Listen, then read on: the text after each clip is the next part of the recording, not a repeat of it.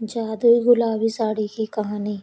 بہت سمے پہلے کی بات ہے۔ ایک چھوٹے سے گاؤں میں رادھا نام کی ایک لڑکی رہتی تھی۔ رادھا کی سادگی اور خوبصورتی پورے گاؤں میں مشہور تھی۔ وہ ہمیشہ اپنی ماں کے ساتھ کھیتوں میں کام کرتی اور پریوار کی دیکھ بھال کرتی۔ اس کی ماں ایک شاندار نظریہ اور ساہس کی مثال تھی۔ ایک دن اس کی ماں نے اسے اپنی پرانی گلابی ساڑی دی اور کہا، "یہ ساڑی ہمارے پریوار کی دھروہر ہے، اسے اچھے سے رکھنا۔" رادھا نے ساڑی کو بہت ہی اسنیہ اور سنبھال کر رکھا۔ وہ ساڑی اس کی ماں کی تھی اور اس سے بھی پہلے اس کی دادی کی۔ لیکن رادھا کو اس بات کا بالکل بھی اندازہ نہیں تھا کہ ساڑی صرف ایک سادہ ساڑی ہی نہیں تھی بلکہ جادوئی تھی۔ ایک رات جب رادھا سو رہی تھی، اسے ایک عجیب سپنا آیا۔ اس نے دیکھا کہ اس کی ساڑی کے چاروں اور ایک ہلدی روشنی پھیلی ہوئی تھی اور ساڑی سے سنہری چمک آ رہی تھی۔ اچانک ایک پری اس کی ساڑی سے پرکٹ ہوئی اور بولی، "رادھا، یہ ساڑی جادوئی ہے۔ اس کا پریوگ تمہارے زندگی میں خوشیوں اور سمردھی لانے کے لیے کر سکتی ہو۔" صبح اٹھتے ہی رادھا نے اپنی ماں سے اس سپنے کے بارے میں بتایا، لیکن اس کی ماں نے اسے صرف ایک سپنا مانتے ہوئے کہا، "رادھا، یہ صرف تمہاری کلپنا ہو سکتی ہے، مگر اگر تمہیں یقین ہے تو اس ساڑی کو پہننے میں کوئی حرج نہیں ہے۔" رادھا نے اس ساڑی کو پہن لیا اور اس کے بعد جو ہوا وہ واقعی میں حیرت کرنے والا تھا۔ جب وہ کھیت میں کام کرنے گئی تو وہ ہر پودے کو چھونے سے ترنت پھل اور پھول بھر گیا۔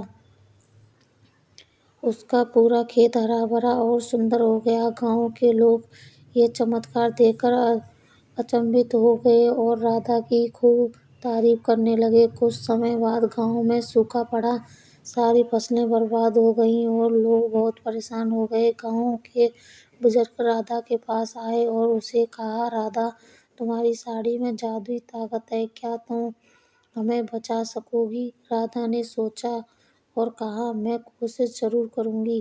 رادھا نے اپنی ساڑی پہن کر کھیتوں میں جائے ساری زمین پر ہاتھ پھیرا۔ اچانک آکاش میں بادل چھا گئے اور بارش شروع ہو گئی۔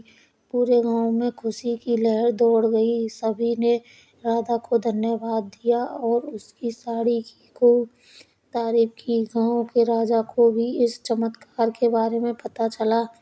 راجا نے رادھا کو اپنے دربار میں بلایا اور اعزاز کیا۔ راجا نے رادھا سے کہا، "تمہاری اس ساڑی نے ہماری پرجا کی زندگی کو خوشحال بنا دیا۔ تم سچ میں ایک مہان آتما ہو۔"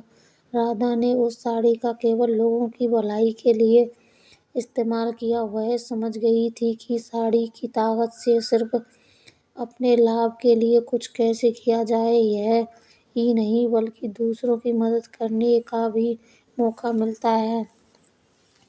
اس نے اپنی زندگی اسی طرح ہی بتائی اور سب کی پریہ بن گئی۔ سمے بیتتا گیا اور رادھا کی کہانی صرف گاؤں میں ہی نہیں بلکہ دور دور تک پہنچ گئی۔ اس کی ایمانداری اور پروپکار کی مثال نے اسے سب کے دلوں میں جگہ بنا دی۔